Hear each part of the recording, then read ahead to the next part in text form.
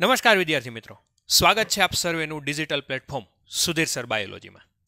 હવે આજનો lecture 12th science માટેનો છે અને ખાસ 12th સાયન્સની અંદર આજે આપણે નવા ચેપ્ટરના બિગનિંગ તરફ જઈ રહ્યા છીએ અને તે નવું ચેપ્ટર છે ચેપ્ટર નંબર 6, આનુવંશિકતાનો આણ્વીય આધાર. મતલબ શું થાય? તો અત્યાર સુધી આપણે આનુવંશિક માહિતી વિશે ઘણો બધો માહિતી લીધી છે. આનુવંશિકતાના પ્રયોગો આપણે ખાસ કરીને અગાઉના ચેપ્ટરની અંદર જે ફાધર ઓફ જીનેટિક્સ જેને કહેવામાં આવે છે મેન્ડલ, એણે ઘણા બધા એવા પ્રયોગો કર્યા અને ઘણી બધી એવી આપણને માહિતી આપી કે જેનાથી આપણે એવી માહિતી લઈ શક્યા કે પિતૃમાંથી લક્ષણો સંતતિમાં કઈ રીતે આવે છે અને પ્લસ સંતતિમાંથી લક્ષણ એના પછીની પેઢીની અંદર કઈ રીતે જાય છે. આ ઉપરાંત અમુક પ્રકારના રોગો કે જે લક્ષણો માટે જવાબદાર છે, જે રોગો માટે અમુક જનીનો જવાબદાર છે. ફોર એક્ઝામ્પલ કે અમુક પ્રકારના રોગો આપણે ભણાતા, ખાસ કરીને સિકલ સેલ એનિમિયા છે, ફિનાઇલકીટોનુરિયા છે, ત્યાર પછી હિમોફિલિયા છે, રંગઅંધતા છે, થેલેસેમિયા છે. આ બધા રોગો વિશેની આપણે ઘણી બધી માહિતી લીધેલી. પણ એક વસ્તુ કન્ફર્મ છે કે મેન્ડલે આનુવંશિકતાના ઘણા બધા પ્રયોગો કર્યા હતા. એ જે પ્રયોગો મેન્ડલ દ્વારા થયા હતા એમાં મેન્ડલ પણ પોતે સચોટ કારણ નહોતા આપી શક્યા કે આ જે લક્ષણો છે એ સંતતિની અંદર આવે છે. એ સંતતિની અંદર લક્ષણો આવવા માટે સ્પેસિફિક એવી વસ્તુ શું છે કે જે પિતૃમાંથી સંતતિમાં આવે છે. હાલો, અત્યારે આપણને ખબર છે કે ડીએનએ એવી વસ્તુ છે કે જે પિતૃમાંથી સંતતિની અંદર આવે છે, પણ એ સમયે મેન્ડલને ખબર હતી નહીં. તો આ ચેપ્ટરની અંદર આપણે ખાસ કરીને એના વિશે જ બધી માહિતી લેવાની છે. ઓકે, આગળ જોઈએ. હવે અગાઉના ચેપ્ટરની અંદર આપણે ઘણા બધા પ્રયોગો વિશે અભ્યાસ કર્યો અને બધા પ્રયોગો મોટે ભાગે આનુવંશિકતાના હતા. અને એ આનુવંશિકતાના પ્રયોગો છે એનો જે આધારભૂત એકમ એના વિશે આપણે ચર્ચા કરી. આનુવંશિકતાનો આધારભૂત એકમ મેન્ડલ મુજબ એવું કહેવામાં આવતું હતું કે કારકો છે એ આનુવંશિકતાનો આધારભૂત એકમ છે. ત્યાર પછી આપણે સટન અને બોવરી એનો જે રંગસૂત્રવાદ ભણાતા એની અંદર એવું કહેવામાં આવ્યું હતું કે આનુવંશિકતાનો જો આધાર હોય તો એ છે જનીનો. મતલબ કે મેન્ડલે જે પ્રયોગો કર્યા હતા 1800ની સાલની અંદર, એના 100 વર્ષો પછી, બરાબર છે, આનુવંશિકતા માટેનો જે આધારભૂત એકમ છે જેને કહેવામાં આવે છે ડીએનએ, એની શોધ થઈ. અને એ ક્યારે થઈ? તો કે 100 વર્ષ પછી. મતલબ કે મેન્ડલના જે આનુવંશિકતાના જે પ્રયોગો હતા એ ખોટા નહોતા. એ આપણે અગાઉ પણ ચર્ચા કરેલી છે. મેન્ડલના પ્રયોગો સાચા જ હતા, પરંતુ એ સમયે માઇક્રોસ્કોપ નહોતું, સંચાર વ્યવહાર સરળ નહોતો, એટલે મેન્ડલ પોતે એની જે માહિતી છે એ જે એક્સપ્રેસ કરી શકાય એ બીજા સમયે એક્સપ્રેસ કરી શક્યા ન હતા. બરાબર? એટલે ખાસ કરીને 100 વર્ષ પછી આનુવંશિકતા માટેનો આણ્વીય એકમ કે જે ડીએનએ છે એના વિશેની માહિતી બધા જ વ્યક્તિઓ સુધી પહોંચી. હવે આનુવંશિકતા માટેનો જો આધારભૂત એકમ હોય તો ડીએનએ, મતલબ કે લગભગ, જો આવું લખવું જરૂરી છે, લગભગ મોટા ભાગના સજીવોમાં, બરાબર છે, મોટા ભાગના સજીવોની અંદર જનીન દ્રવ્ય તરીકે શું આવેલું હોય તો કે ડીએનએ. બરાબર?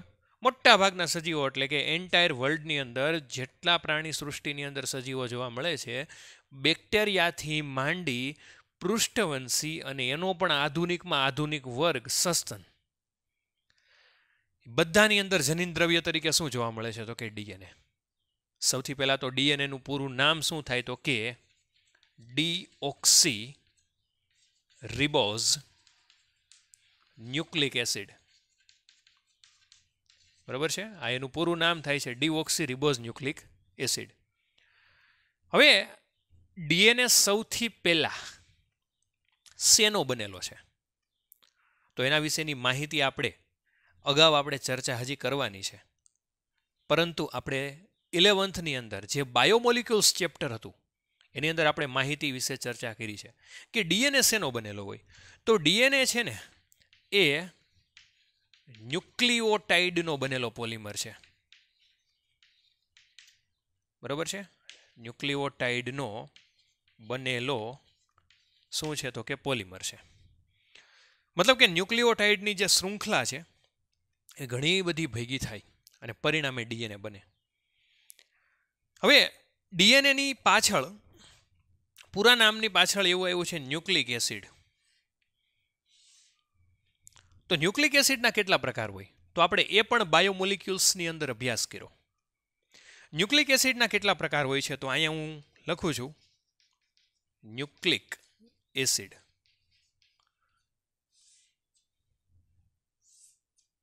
ન્યુક્લિક એસિડના બે પ્રકાર છે.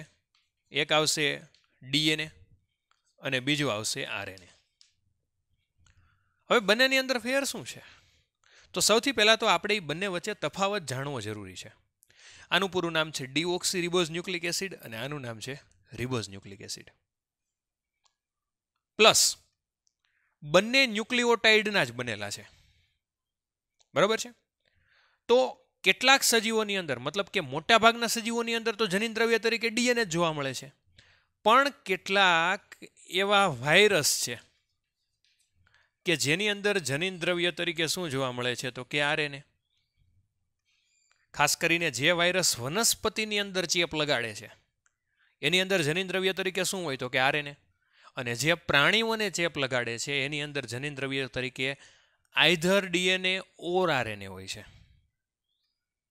પ્લસ બીજો બંનેની અંદર ફેર શું છે તો કે ડીએનએની અંદર જે શર્કરા હોય છે ને એ કયા પ્રકારની હોય તો કે ડીઓક્સી રિબોઝ પ્રકારની હોય.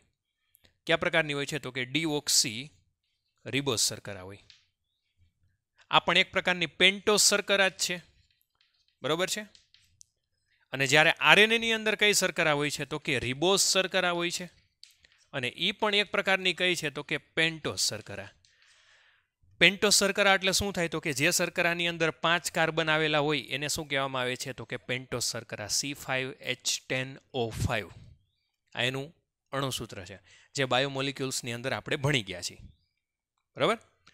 પ્લસ બીજું શું છે તો કે ડીએનએ છે ને એ પોતે બેવડા કુંતલાકાર અણુનો બનેલો હોય છે. આ રીતે બેવડું કુંતલાકાર અણુ હોય છે. જ્યારે આરએનએ છે ને એ પોતે એક જ શૃંખલા ધરાવે છે. પ્લસ ડીએનએ છે ને એ પોતે સ્વયં જનનની ક્ષમતા ધરાવે છે. સ્વયં જનન એટલે શું થાય તો યાદ કરો 11 સાયન્સની અંદર 10મું ચેપ્ટર એની અંદર આપણે G1, S અને G2 એવા 3 તબક્કા ભણ્યા હતા. બરાબર? 10મું ચેપ્ટર કોષચક્ર અને કોષ વિભાજન પેજ નંબર 2 એની અંદર G1, S અને G2 એવા તબક્કા હતા. જ્યારે કોષ વિભાજન થાય ને ત્યારે એસ તબક્કામાંથી પસાર થાય કોષ. હવે એસ તબક્કાની અંદર શું થાય તો કે એક પ્રકારનો આંતરાવસ્થાનો જ તબક્કો છે એમાં ડીએનએનું સ્વયં જનન થાય. મતલબ કે આ જે ડીએનએ છે એ પોતાના જેવું જ બીજું ડીએનએ બનાવવા છે ને એ જે પ્રક્રિયા છે એને શું કહેવામાં આવે છે તો કે સ્વયં જનન. આરએનએ છે ને એ પોતે સ્વયં જનન પામતું નથી. મતલબ કે એને સ્વયં જનન માટે કેના ઉપર આધાર રાખવો પડે તો કે ડીએનએમાં. ટૂંકમાં કહું ને તો ડીએનએ છે એ આરએનએને બનાવે છે પણ આરએનએ ડીએનએને બનાવતું નથી. પ્લસ બીજું શું છે તો કે ડીએનએ છે ને એ પોતે પ્રોટીન ઉત્પન્ન કરતું નથી.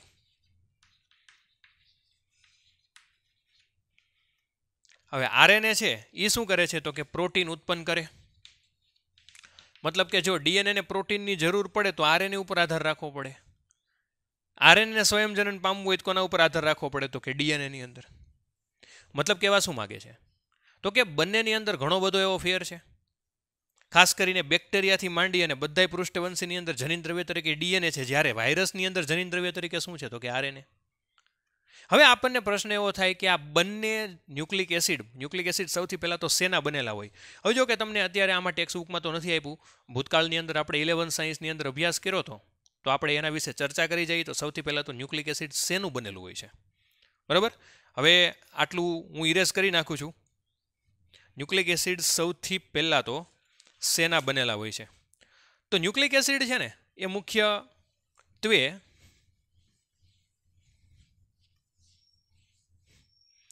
ડીએનએ હોય કે આરએનએ કોઈ પણ તે પોતે ન્યુક્લિઓટાઇડનો પોલિમર છે. શેનો પોલિમર છે? તો કે ન્યુક્લિઓટાઇડ. તો સૌથી પહેલા એવો પ્રશ્ન થાય કે ન્યુક્લિઓટાઇડ એટલે શું?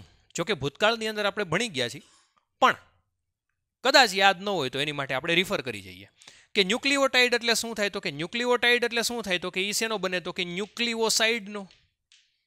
હવે આપણને પ્રશ્ન એવો થાય કે ન્યુક્લિઓટાઇડ નો જ ખબર તો ન્યુક્લિઓસાઇડ ક્યાં જ ખબર હોય? બરાબર છે. તો ન્યુક્લિઓસાઇડ એટલે શું થાય? તો કે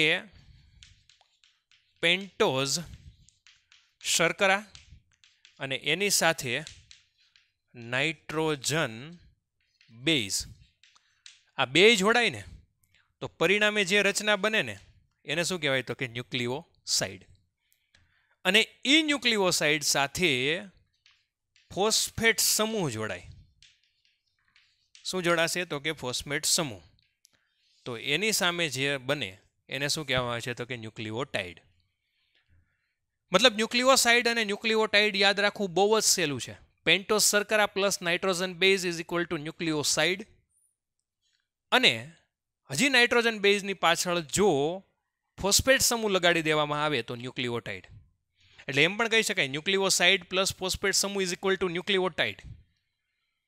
હવે એ ન્યુક્લિઓટાઇડની ઘણી બધી શૃંખલાઓ ભેગી થાય, પરિણામે જે બને એને કહેવાય ન્યુક્લિક એસિડ. શું કહેવામાં આવે છે? તો કે ન્યુક્લિક એસિડ. હવે જો ડીએનએ હોય તો એમાં પેન્ટોઝ શર્કરાની અંદર ડીઓક્સીરિબોઝ આવશે, અને જો આરએનએ હોય તો પેન્ટોઝ શર્કરાની અંદર શું આવશે? તો કે રિબોઝ.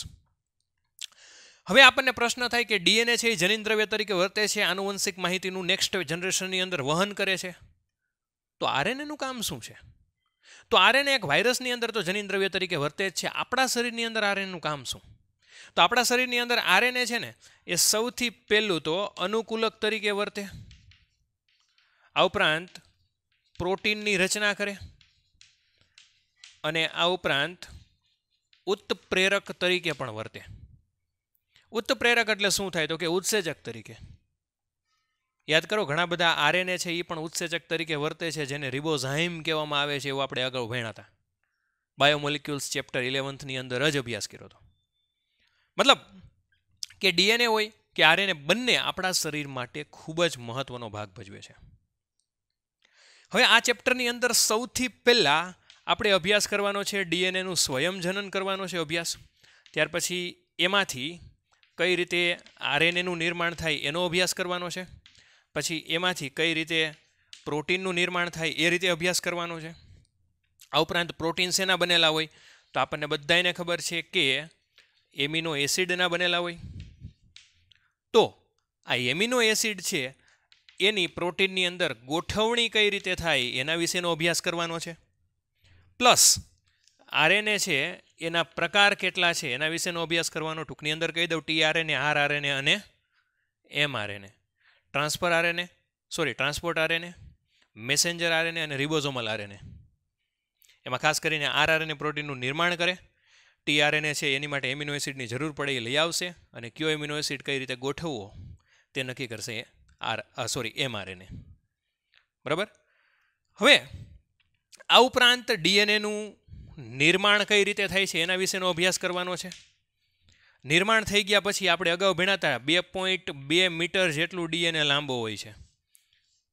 બરાબર. શરૂઆતની અંદર જ્યારે 11 સાયન્સની અંદર તમે બધા આવ્યા હતા ત્યારે આપણે 8મું ચેપ્ટર ભણાવ્યું હતું. 8મા ચેપ્ટરની અંદર લાસ્ટ ટોપિક હતો ડીએનએ છે એ 2.2 મીટર લાંબો હોય છે, પણ એનું પેકેજિંગ કોષ કેન્દ્રની અંદર થયેલું હોય છે કઈ રીતે એ પણ આની અંદર ભણવાનું છે. એટલે આખો મોલિક્યુલર બાયોલોજીનો એક આખી નવી બ્રાન્ચ છે કે જે ડીએનએની શોધ થયા પછી થઈ, અને તેને એક નામ આપવામાં આવે છે હ્યુમન જીનોમિક્સ. શું કહેવામાં આવે છે? તો કે હ્યુમન જીનોમિક્સ. બરાબર. અને લાસ્ટની અંદર હ્યુમન જીનોમ પ્રોજેક્ટ, એના વિશે તો જ્યારે આપણે ભણશું ને ત્યારે જ આપણે ચર્ચા કરશું. બરાબર. તો આટલા ટોપિક્સ વિશેની આપણે માહિતી લેવાની છે. હવે ફટાફટ આનો સ્ક્રીનશોટ પાડવો હોય તો પાડી લો, પછી હું આ ઇરેઝ કરું છું.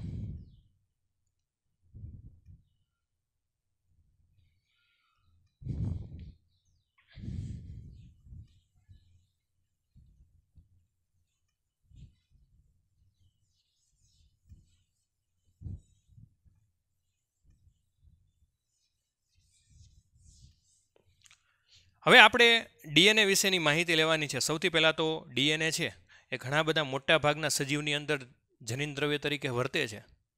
તો એ ડીએનએ ખરેખર છે શું? આ ઉપરાંત ડીએનએ અને આરએનએ વચ્ચે સંબંધ શું છે એના વિશેની આપણે નેક્સ્ટ લેક્ચરમાં ચર્ચા કરવાની છે. પ્લસ અત્યારે આપણે થોડી એવી માહિતી લેવાની છે ડીએનએ વિશેની કે ડીએનએ શું છે. તો સૌથી પહેલાં તો આપણને નામ પૂરું ખબર છે, ડીઓક્સી રિબોઝ ન્યુક્લિક એસિડ એટલે ડીએનએ થાય છે. હવે જે ડીએનએ છે એ પોતે એની લંબાઈ છે ને એ યુનિક હોય છે. અલગ અલગ સજીવની અંદર જનીન દ્રવ્ય તરીકે ડીએનએ વર્તે છે તો એ ખૂબ જ લાંબો પોલિમર છે, બરાબર. મતલબ કે ડીએનએ છે એ ખૂબ જ લાંબો પોલિમર છે. અને એ કેટલો લાંબો છે એનો આધાર કેની ઉપર રાખશે? તો કે એની અંદર આવેલા નાઇટ્રોજન બેઝ. હવે પ્રશ્ન એવો થાય કે આ શું છે? નાઇટ્રોજન બેઝ છે ને એના મુખ્ય 5 પ્રકાર છે: એ, સી, ટી, જી અને યુ. એ એટલે શું થશે? તો કે એડેનિન. ત્યાર પછી સી એટલે સાઇટોસિન. ત્યાર પછી ટી એટલે થાઇમિન. જી એટલે ગ્વાનિન અને યુ એટલે યુરેસિલ. હવે એમાંથી આ 4 છે ને એ જનરલી કેમાં આવેલા હોય? તો કે ડીએનએમાં. પણ ફેર શું છે? તો કે આ યુરેસિલ છે ને સ્પેશિયલી કેમાં આવેલો હોય? તો કે આરએનએમાં. કોની જગ્યાએ? તો કે આરએનએ છે ને એની અંદર થાઇમિન ન હોય, તો થાઇમિનની સાથે કોણ હોય? તો કે યુરેસિલ. હવે આ બેઝ છે ને એ એકબીજા સાથે જોડાયેલા હોય. ફોર એક્ઝામ્પલ, એડેનિનની સામે થાઇમિન હોય અને ગ્વાનિનની સામે સાઇટોસિન હોય. તો આ જે એક રચના બને ને એને કહેવામાં આવે છે બેઝ પેર અથવા તો બીપી. હવે આ જે બેઝ પેર છે ને એની કેટલી સંખ્યા છે એના આધારે ડીએનએની લંબાઈ નક્કી થાય. મતલબ કે એટલી સંખ્યામાં બેઝ પેર છે એની સંખ્યાના આધારે ડીએનએની લંબાઈ નક્કી થાય અને એના આધારે ખબર પડે કે ડીએનએ કેટલું લાંબુ છે. હવે ખાલી મનુષ્યની વાત કરીએ તો મનુષ્યની અંદર પ્રત્યેક ડીએનએની અંદર 3.3 મલ્ટીપ્લાય બાય 10⁻⁹ બેઝ પેર આવેલી હોય. આવી બેઝ પેર વચ્ચેનું અંતર કેટલું છે ને એ આપણે નેક્સ્ટ લેક્ચરમાં ચર્ચા કરશું. પછી આપણે વાત કરીએ બેક્ટેરિયોફેઝની. બેક્ટેરિયોફેઝ એટલે શું થાય?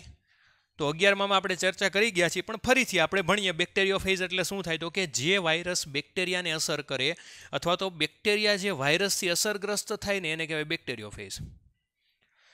બેક્ટેરિયોફેઝની અંદર 48,502 બેઝ પેર આવેલી હોય. બહુ જ નાની છે સંખ્યા. શું કામ? તો બેક્ટેરિયોફેઝ એ નાનું છે ને, તો એની અંદર કોષ કેન્દ્રને એવી તો કંઈ રચના આવતી નથી, કારણ કે એ સ્ફટિકમય આવરણ છે, અકોષીય છે, છતાં એની અંદર જનીન દ્રવ્ય તો છે જ તે, બરોબર. ત્યાર પછી આગળ જોઈએ, હજી એક આપ્યું છે ઈ કોલાઈ, ઇસ્ચેરેશિયા કોલાઈ. એની અંદર મુખ્યત્વે બેઝ પેર કેટલી આવેલી હોય? તો કે 4.6 મલ્ટીપ્લાય બાય 10⁻⁶ બેઝ પેર આવેલી હોય. કેટલી આવેલી હોય? તો કે 4.6 ગુણ્યા 10⁻16, સોરી 6 ઘાત, 16 નહીં આવશે, 6 ઘાત. આટલી બેઝ પેર આવેલી હોય. આ આંકડા છે ને ખાસ યાદ રાખવા. આ બધા આંકડા તમને પૂછાઈ શકે છે. હવે એમાં એકમાં છે ને આ બેક્ટેરિયોફેઝ છે ને એમાં 5 ગુણ્યા અમુક આંકડા આપ્યા છે, એ યાદ ન રાખો તો કાંઈ વાંધો નહીં. આ તમારે બેઝ પેરની સંખ્યા ખાલી યાદ રાખવી. ઓકે, એટલે ડીએનએ છે એ અલગ અલગ સજીવમાં અલગ અલગ લંબાઈનું હોય. મનુષ્યની અંદર એની અંદર લંબાઈ આટલી બેઝ પેર આવેલી હોય. એની લંબાઈ છે એ ખાસ કરીને બેઝ પેર છે એની ઉપર જ લંબાઈ આધાર રાખે. અને એ બેઝ પેર મનુષ્યમાં આટલી આવેલી હોય 3.3 ગુણ્યા 10⁹, પછી બેક્ટેરિયોફેઝમાં 48,502 અને ઈ કોલાઈમાં 4.6 ગુણ્યા 10⁶. હવે ડીએનએ બનેલું હોય છે ન્યુક્લિઓટાઇડની શૃંખલા ઉપર, અને એ ન્યુક્લિઓટાઇડની શૃંખલા કઈ રીતે હોય એ થોડોક એવો મોટો ટોપિક છે, તો એ આપણે નેક્સ્ટ લેક્ચરની અંદર ચર્ચા કરશું.